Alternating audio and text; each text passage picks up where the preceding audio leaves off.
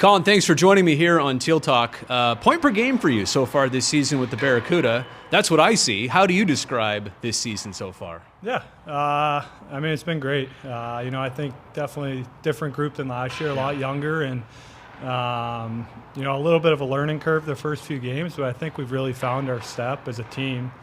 And I think when you're successful as a team, it helps everyone out, and especially me individually.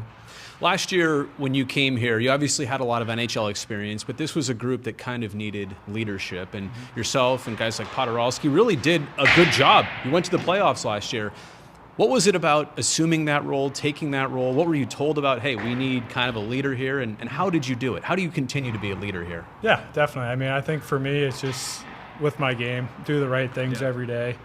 Just create the right habits, and especially the guys coming up now in this organization are so skilled, and it's incredible talent. And for me, it's just having fun with them every day, but teaching the right habits and the right things. And I think last year we did a great job with that, and you're playing important games at the end of the season, which matters the most. And I think that's the goal this year too. You played in more than 300 NHL games. Where do you think you learned those right habits? Where did you get that from to be able to pass it along? Yeah, I got it back in the day from Mark Stone, actually Carlson when he was here, and when I was in Ottawa. Yeah. Just some great leaders, and I think they show the right things on the ice, and they do the right things, and if you do that, you're going to be successful. So I'm in the Sharks dressing room a decent amount, and I'm in the CUDA equipment area, and I notice there's a commonality here. Both of these teams right now are loving their ping pong. Yeah. Why is ping pong so big in the San Jose hockey community? What's going on there? Brings a lot of competitiveness out, and I think it's just a fun way to get away from always thinking about hockey and things like that, and it's a good way to bring the group together too. Now there was a list of names on a whiteboard. Yeah. Your name was pretty high up there. You pretty good? I'm okay. Yeah. I have some good days. Win when it matters. Right. Okay, that is important. Is there? There's a lot of back and forth between the guys on that, right? Like you don't want your name to be low on that list. You don't. You can only challenge 3 spots up. So I saw that. Yeah. So it's important to be higher up so you can stay high. Yeah. And it also is all the hand-eye coordination you would expect from a goalie, right? Like, I guess good hands for maybe a forward too, but are goalies the best at ping pong? Their reaction time? Yeah, Nabby's the best on our Nabby's list. name was at the top. Yeah, he's at the list. Nobody's beaten him yet. I think he's good at pickleball too. He's always up on the third floor. There's pickleball. Oh, there is? Oh yeah, there's pickleball on the third floor. I got to go to the third floor now. Weird question here. You've been through enough hockey seasons maybe to have a feel of what they're all like, how they start, then the middle portion, and then the end, and then maybe hopefully playoffs. Do you have a favorite month or part of every hockey season? Yeah, I think I have two. I think the start for me, I think just being able to, like we just went on a 10-day road trip. Right. You really get to get together as a team that first trip, which is awesome for me. And then the later stage, like April and playoffs is the ultimate goal. And I think for me, that's the most fun part. See, I agree with you. I feel like November is the still getting into it phase, figuring your team out.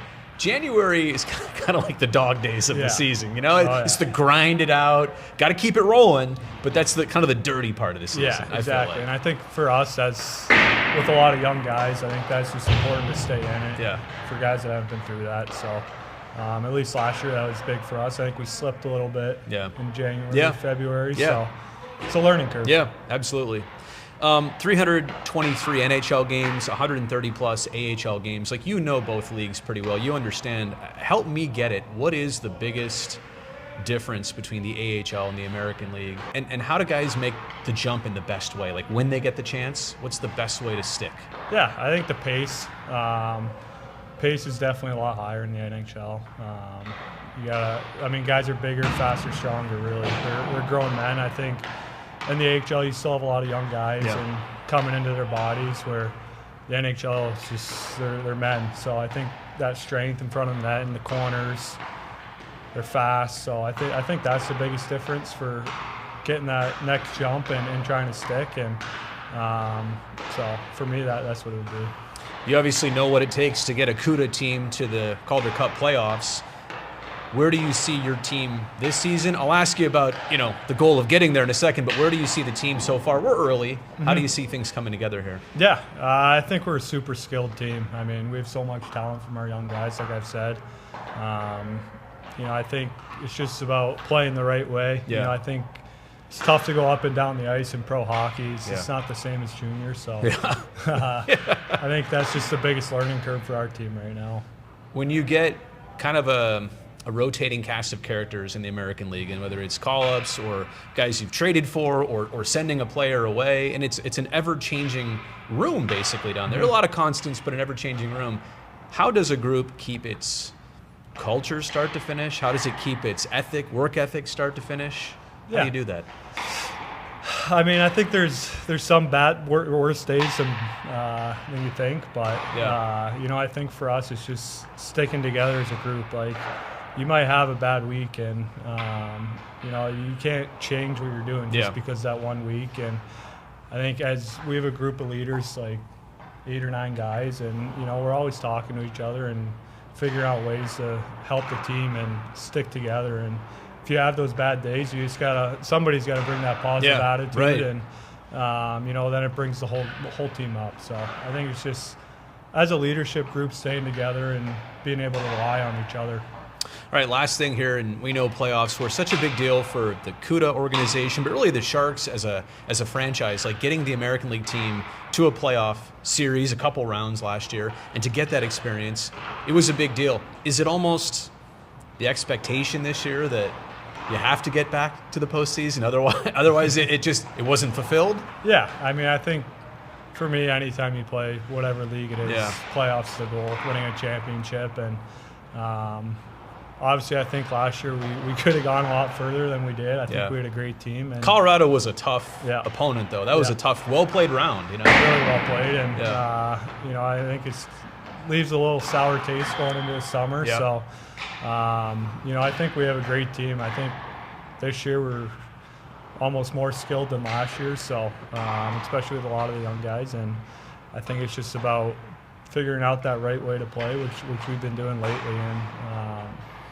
I think as the season goes, you just keep building on that and try to get that momentum into playoffs. So obviously it's a goal, and going as far as we can.